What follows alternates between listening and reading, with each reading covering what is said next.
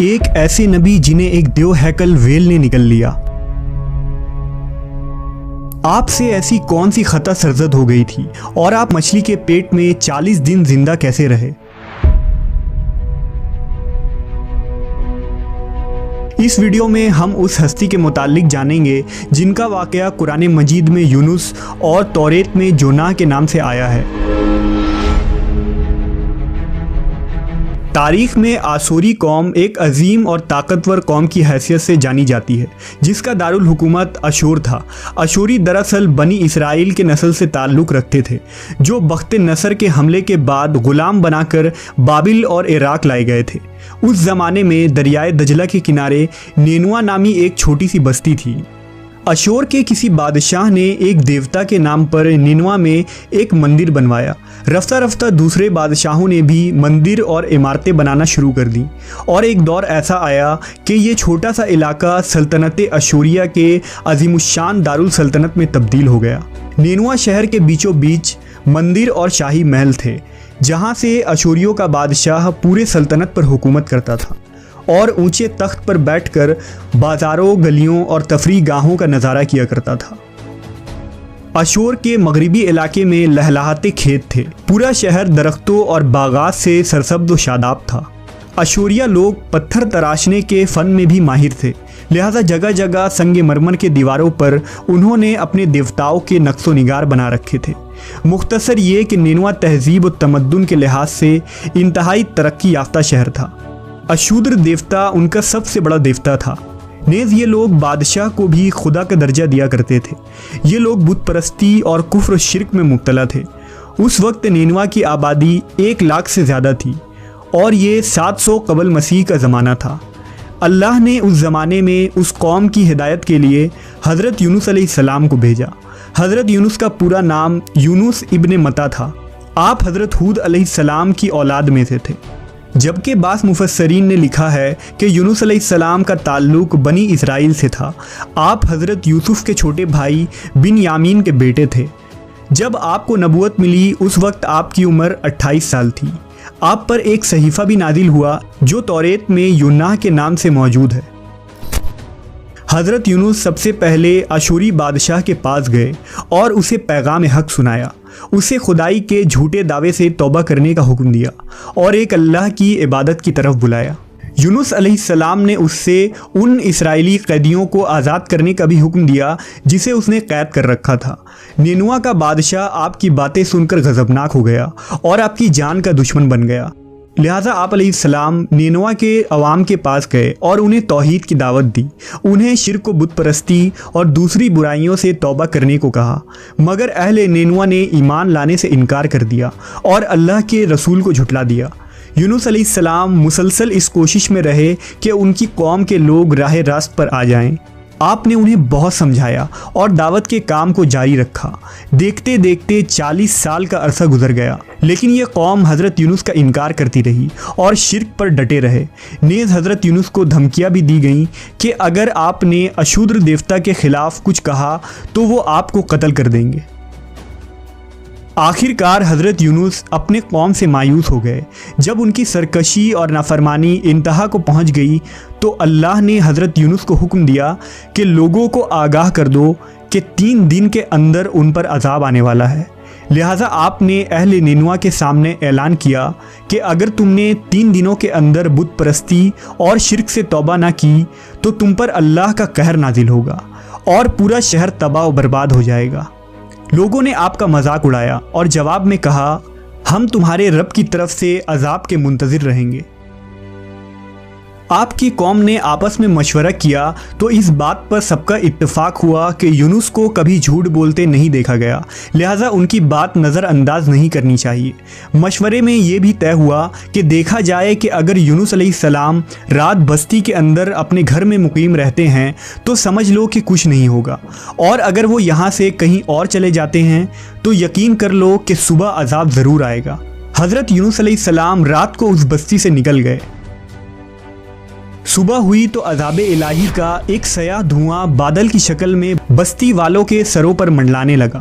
جب وہ ان کے قریب ہونے لگا تو ان لوگوں کو یقین ہو گیا کہ اب وہ سب ہلاک ہونے والے ہیں۔ दरअसल हजरत यूनुस अलैहिस्सलाम अपनी कौम से नाराज होकर चले गए थे, मगर उन्हें वहां से निकलने का हुक्म नहीं दिया गया था। वो अजाब की इत्तला देने के बाद अल्लाह की इजाज़त के बगैर अपना इलाका छोड़ गए थे। आसार अजाब देखकर जब अशूरियों ने तौबा व इस्तिग़फ़ार की तो अल्लाह ने उन्हें माफ़ कर दिया। अल्लाह ताला किसी कौम को उस वक्त तक अजाब नहीं देता जब तक वो अपनी हुज्जत पूरी नहीं कर लेता। बस जब यूनुस अलैहिस्सलाम ने उस कौम में मुहलत के आखिरी लम्हे तक नसीहत का सिलसिला जारी नहीं रखा और अल्लाह के मुकर्रर करदा वक्त से पहले वो खुद ही हिजरत कर गए, तो अल्लाह के इंसाफ ने उस कौम को अजाब देना गवारा न किया और उन्हें माफ़ कर दिया गया। जब हज़रत यूनुस अलैहिस्सलाम फरात के किनारे पहुँचे तो एक कश्ती को मुसाफिरों से भरा हुआ पाया। हज़रत यूनुस कश्ती में सवार हो गए और कश्ती ने लंगर उठाया। पूरे दिन में कश्ती समुंदर में सुकून से चलती रही।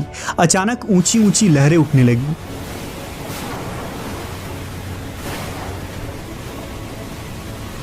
लोगों ने अपना साजो सामान समुंदर में फेंक दिया कि कश्ती का बोझ कम हो जाए, लेकिन कश्ती का बोझ फिर भी कम न हुआ। जब कश्ती डगमगाने लगी तो कश्ती के गर्क होने का यकीन होने लगा। अहले कश्ती ने अपने अकीदे के मुताबिक कहा कि ऐसा मालूम होता है कि इस कश्ती में कोई गुलाम अपने आका से भागा हुआ है। जब तक उसको इस कश्ती से अलग न किया जाएगा निजात मुश्किल है। यूनुस अलैहिस्सलाम ने सुना तो उनको तंबीह हुआ कि अल्लाह को मेरा निनवा से वही का इंतज़ार किए बगैर इस तरह चले आना पसंद ना आया और ये मेरी आजमाइश के आसार हैं। ये सोचकर उन्होंने अहले कश्ती से फरमाया कि मैं ही वो ग़ुलाम हूँ जो अपने आका से भागा हुआ हूँ। लिहाजा 3 मरतबा कुर्र अंदाज़ी की गई और तीनों मरतबा हज़रत यूनुस का नाम निकला। तब मजबूर होकर उन्होंने हज़रत यूनुस को दरिया में डाल दिया।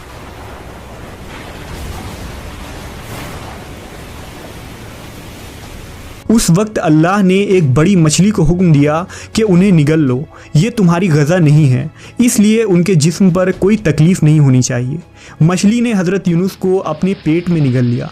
यूनुस अलैहिस्सलाम ने जब मछली के पेट में खुद को ज़िंदा पाया तो बारगाह इलाही में अपनी निदामत का इजहार किया कि मैं वही इलाही का इंतज़ार किए बगैर और अल्लाह से इजाज़त लिए बगैर उम्मत से नाराज़ होकर निनवा से निकल आया।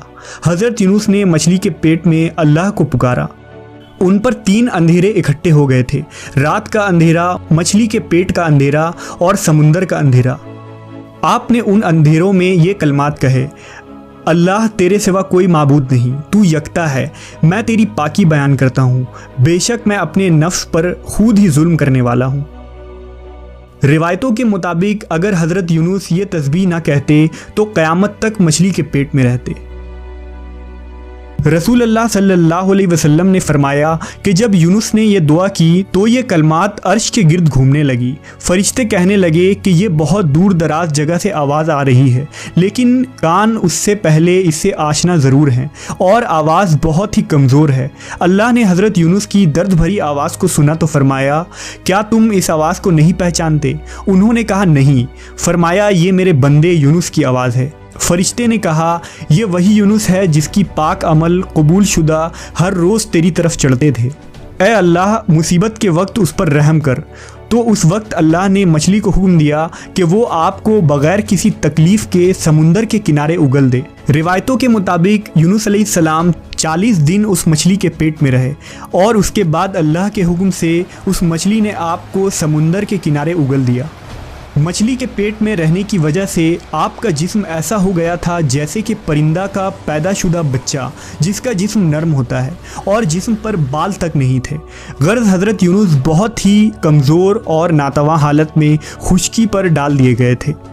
इसके बाद अल्लाह ने समुंदर के किनारे पर एक बेलदार दरख्त उगाया। रिवायतों के मुताबिक वो कद्दू का पौधा था जिसके ज़रिया हज़रत यूनुस अलैहिस्सलाम पर साया हो गया।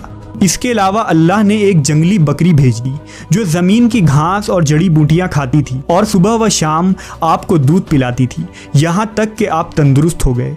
हज़रत यूनुस दरख्त के उस साए में झोपड़ी बनाकर रहने लगे। यूनुस अलैहिस्सलाम की कौम उन्हें तलाश करती हुई एक दिन उस साहिल के किनारे पहुँच गई और उन्होंने आपको देख लिया।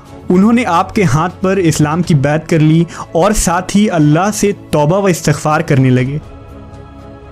यूनुस अलैहिस्सलाम दोबारा निनवा चले गए और वहाँ रहकर अपनी कौम की रहनुमाई फरमाई। حضرت یونس کی زندگی نینوا ہی میں گزری اور وہیں آپ کا انتقال ہوا۔